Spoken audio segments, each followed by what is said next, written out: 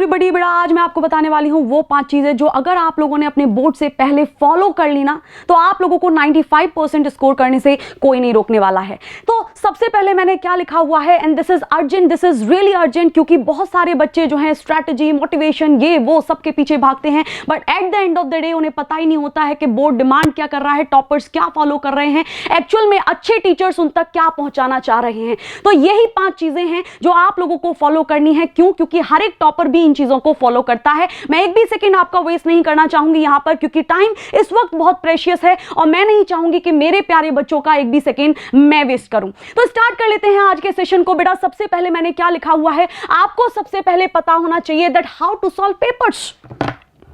अब बहुत सारे बच्चे मुझे यहां कंट्रोवर्सी लेकर के आ जाएंगे, मैम क्या बात कर रही हो आप, हमको पेपर सॉल्व करना नहीं आता है। एनसी से, एलकेजी से, यूकेजी से और सारी क्लासेस में हम पेपर ही तो सॉल्व करते आए, आप क्या बात कर रही हो, ये कैसी बात कर रही हो, हाउ टू सॉल्व पेपर्स।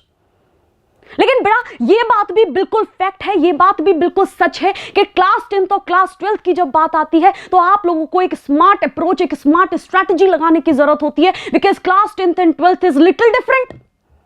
तो मैडम करें क्या, do not do this mistake. बता दो ना हमें कौन सी गलती नहीं करनी है। बेटा जब भी क्लास 10th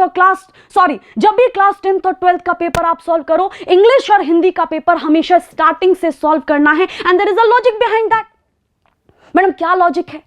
बेटा 15 मिनट आपको पेपर पढ़ने के लिए मिलते हैं, उन 15 मिनट में आप पेपर ना पढ़ो, उन 15 मिनट में आप एक पैसेज को पढ़ लो, उसके आंसर्स निकाल करके रख लो, और जैसे ही बेल हो टन टना टन टन, वैसे ही 10 मिनट में अपनी कॉपी के अंदर उस पैसेज के आंसर छाप दो। तो अभी पेपर को स्टार्ट हुए केवल 10 मिनट हुए थे, लेकिन तुमने 10 मिनट के अंदर एक पैसेज निपटा दिया।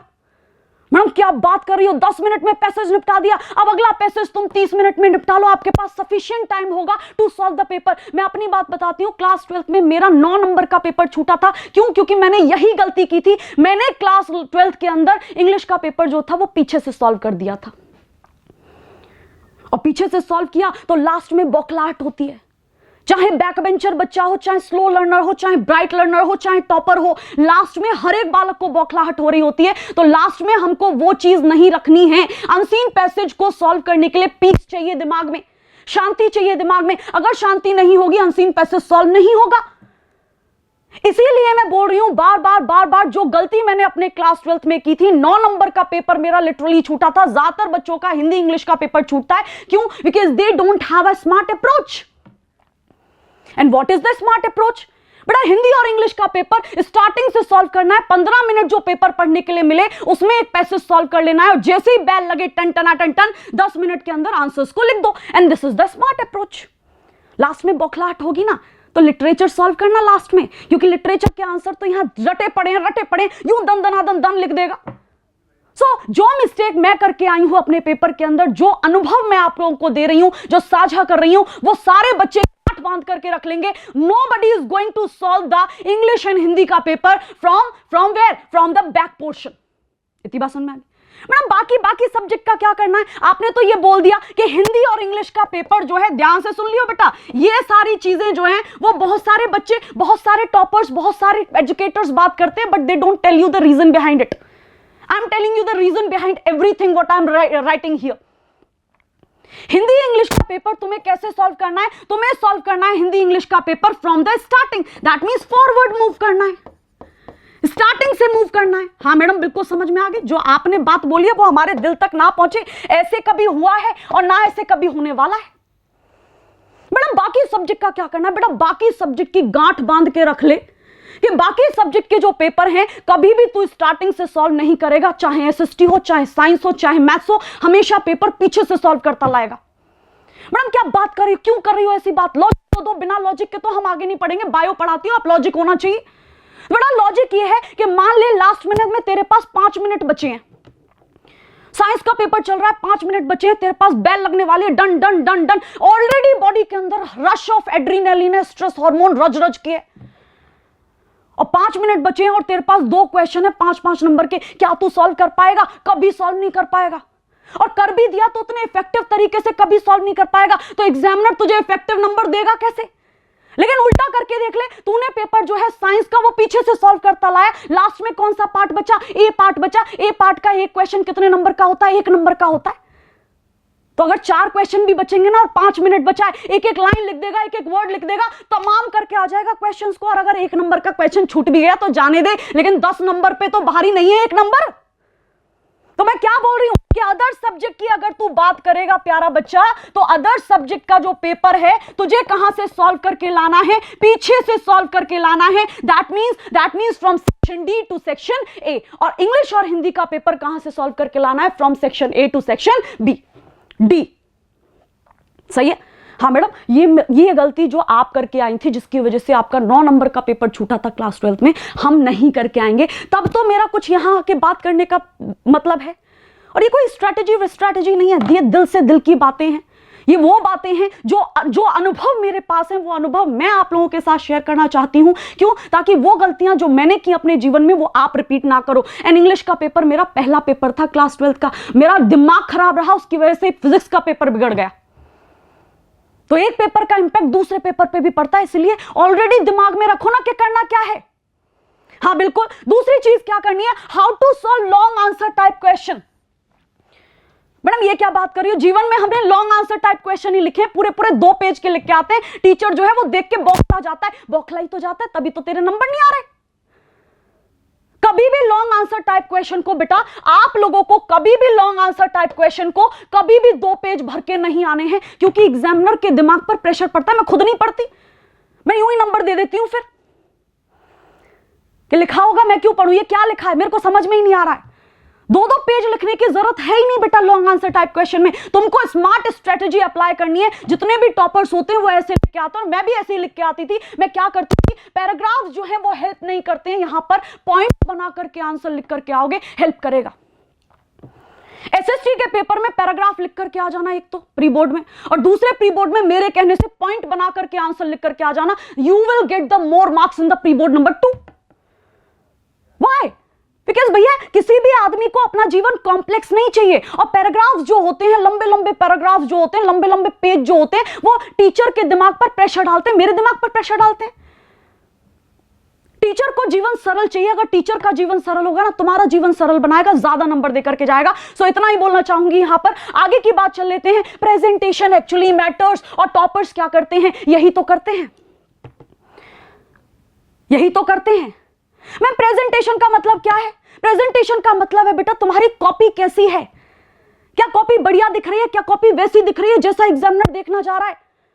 बेशक कंटेंट उसमें थोड़ा ऊपर नीचे होना चलेगा, लेकिन अगर तुमने प्रेजेंटेशन रच के किया है ना, then the examiner is going to give you more marks as compare to the copy जिसमें कंटेंट बढ़िया लिखा होगा। This is the assurity that I am giving you.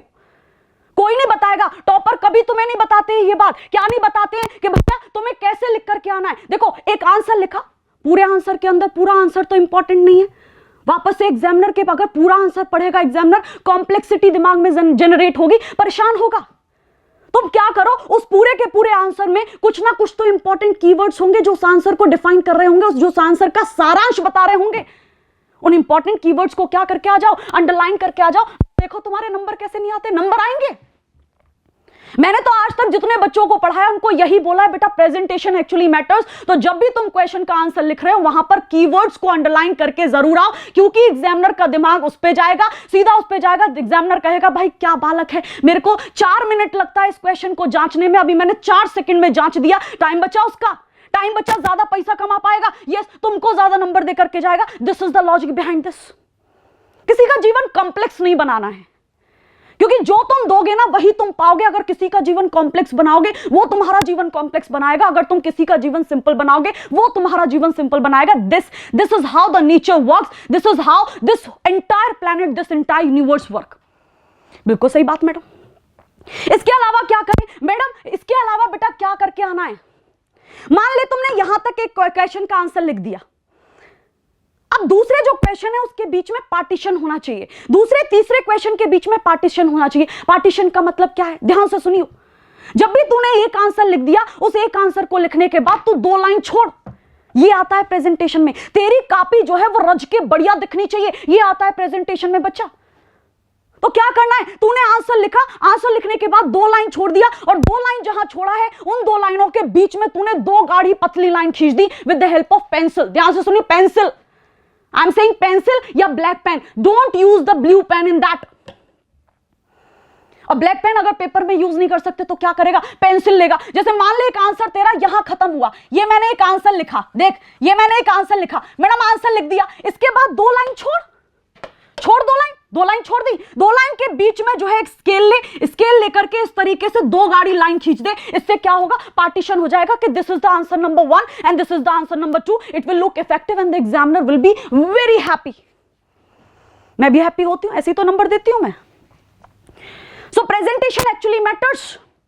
चौथा और पांचवा इतना इंपॉर्टेंट है, बहुत सारे बच्चों को पता ही नहीं होता है, बहुत सारे बच्चों को पता ही नहीं होता है। अभी क्लास 11th के पेपर हुए थे, बहुत सारे बच्चे क्या करते हैं, 1-2 बच्चे को तो मैंने पकड़ भी लिया इस बार। मैंने कहा बेटा ये बता तू पेपर सॉल्व करके क्यों नहीं आता, क्या नेगेटिव मार्किंग था पेपर के अंदर जो तू पूरा सॉल्व करके नहीं आया? तो बोला मैडम मैं लिख के ही नहीं आता हूं। मैंने कहा फिर मैं नंबर कहां दूं? फिर मेरे से पूछ रहा वो, मैडम मैं फेल हो गया। हाँ बेटा तू फेल होता ना, क्यों फेल होता? क्योंकि तूने कुछ लिखा नहीं, तूने मेरे को जगह ही नहीं दी कि मैं कहीं नंबर दूं। तो बेटा एग्जामिनर को वो जगह तो दो जहां वो तुम्हें नंबर दे पाए। क्या बोर्ड के अंदर अगर मैं तुमसे पूछूं क्या ये नीट का पेपर है? नहीं। क्या ये जेई का पेपर है? नहीं। तो क्या नेगेटिव मार्किंग है? No. That means there is a no negative marking in CBSE board examination. अगर कोई नेगेटिव मार्किंग नहीं है, इसका मतलब सीधा सीधा ये है कि भैया तुम्हें हर चीज के साथ खेल करके आना, जो नहीं भी आ रहा है ना उसी के साथ भी खेल करके आओ। मैं एग्जाम्पल देती हूं अपना, मैंने कई बार और भी बोला ये, क्लास 12 के फिजिकल एजुकेशन के पेपर के अंदर मेरे को 5 नंबर का क्वेश्चन नहीं आता था, लेकिन मैं लिख करके आई, मेरे 99 आउट ऑफ 100 आए थे। इसका मतलब क्या है? इसका मतलब क्या है? अगर मैं वो क्वेश्चन में छोड़ करके आ जाती, क्या मेरे 99 आ रहे थे? क्या मैं एग्जामिनर को वो जगह दे पाती, दे रही थी जहां वो नंबर दे पाता? तो कभी कभार एग्जामिनर ये देखता है कि भाई इसके तो 95 है, इसने बाकी सब सही लिखा है, एक क्वेश्चन में थोड़ा सा गड़बड़ है, चल 4 दे देता हूं। तो कम से कम आप उस एग्जामिनर को थोड़ा सा जगह तो दो जहां वो नंबर दे करके जाए। सो बोर्ड कोई जेई का पेपर, कोई कंपटीशन का पेपर नहीं है जहां नेगेटिव मार्किंग है। एंड हमें इस बात का फायदा उठाना है। फायदा कैसे उठाना है? You are going to attempt everything whatever there is in the paper, you are going to attempt everything. चाहे कोई एमसीक्यू हो, चाहे कोई लॉन्ग टाइप क्वेश्चन हो, चाहे शॉर्ट टाइप क्वेश्चन हो, you are going to attempt everything. Attempt करके आओगे तो एग्जामिनर को एक बेस दे रहे होगे कि भैया मेरे को नंबर देकर तो जा। सही है? हाँ हाँ मैडम बिल्कुल सही है। लास्ट वाली चीज जो है बेटा, ये करते हैं toppers follow. This is the toppers का है, ये सीक्रेट है टॉपर्स का। क्या सीक्रेट है? जितने भी लोग बोर्ड की कॉपी लिखते हैं, उनकी कॉपी में देख लेना, अगर कोई क्वेश्चन के अंदर डायग्राम नहीं भी पूछा होगा, अगर किसी क्वेश्चन के अंदर फ्लो चार्ट नहीं भी पूछा होगा, टॉपर्स क्या करते हैं, अपनी साइड से ऐड करते हैं। तो उसके लिए तुम्हें प्रैक्टिस लगेगा, तो प्रैक्टिस कर। उसके लिए तुम्हें टाइम मैनेजमेंट लगेगा, टाइम मैनेजमेंट कर। क्योंकि जीवन में बोर्ड तू एक बार देने वाला है, ये जो युद्ध है तू एक बार लड़ने वाला है, तो क्यों ना ऐसे लड़ के तू जीते। जीतूंगा मैडम, बिल्कुल जीतूंगा। बेटा एक बात ध्यान रख ले, मैं जीवन में क्या प्रोसीजर फॉलो करती हूं, या तो मैं रेस का हिस्सा नहीं हूं, और अगर मैं हिस्सा हूं तो मैं सबसे पहले होंगी। And you have to make sure the same thing कि वैसे तो तुम रेस का हिस्सा ना हो, लेकिन अगर बोर्ड की रेस के अंदर बैठा है तू, खड़ा है तू, तो तू ही जीते। मेक श्योर कर। अब चाहे उसके लिए कुछ करना पड़े, बिकॉज जंग और युद्ध में सब चलता है। समझ में आ रही? जायज है सब। तो मैं क्या बोल रही, टॉपर क्या करते हैं, they draw flow charts draw करते हैं, छोटे क्वेश्चन में पूछा भी नहीं। अब बोर्ड वाला एग्जामिनर यही तो देख करके खुश होगा कि भैया क्या फ्लो चार्ट ड्रॉ करके गया, क्या डायग्राम ड्रॉ करके गया। और डायग्राम का रेलेवेंस जो होता है, फ्लो चार्ट का रेलेवेंस जो होता है, छोटे पाई चार्ट का रेलेवेंस जो होता है, वो टॉपर से बेहतर कोई नहीं समझता है। तो why don't you use the same thing? कोई बताता है इन चीजों को? नहीं। सब मोटिवेशन की बात करते हैं, सब ये बात करते हैं, डर लग रहा है। डर किसको नहीं लग रहा? मैं क्लास में आती हूं, मेरे को डर लगता है। कोई भी क्लास में आता है, सबको डर लगता है। एक आदमी को डर लग रहा है बेटा, इस वक्त एक व्यक्ति को डर लग रहा है। तुम्हें अलग बात का डर, मुझे अलग बात का डर, मुझे इस बात का डर कि मेरे पढ़ाए हुए बच्चे क्या सफल होंगे। तो ये जो बालक कमेंट्स में बोल रहे हैं ना, मैडम डर लग रहा है, मैडम फियर हो रहा है, मैडम ये हो रहा है, बेटा डर सबको लग रहा है। टॉपर ने तो बहुत पहले स्टार्ट किया था। एक बार उससे जाकर के बगल में बैठ करके पूछ कि तेरे को डर लग रहा है। डर लगना लाजमी है, क्योंकि बोर्ड किसी ने देखा नहीं है अभी तक, और जो चीज देखी नहीं होती वो अननोन होती है, और अननोन चीजों का फियर होता ही होता है। अननोन चीजों का फियर होता ही होता है। तो तू क्या कर, तू पढ़, तू रज, तू अड़, तू लड़, और तू खड़ा रहे। और तब तक खड़ा रहे जब तक तू सीबीएसई की आंखों में आंखें डाल के ये ना बोल पाए कि अगर आया हूं यहां तो भैया रिजल्ट तो मैं उठाकर लेकर जाऊंगा। तो जाके कह दो सीबीएसई वालों से कि आया हूं तो रिजल्ट उठा के लेके जाऊंगा।